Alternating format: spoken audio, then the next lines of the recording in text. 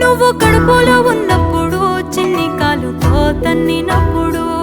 నేను ఏడవలేదు ఎప్పుడు పంచుకున్నవా గుండె చప్పుడు పురిటి నొప్పుల బాధ కన్నీరు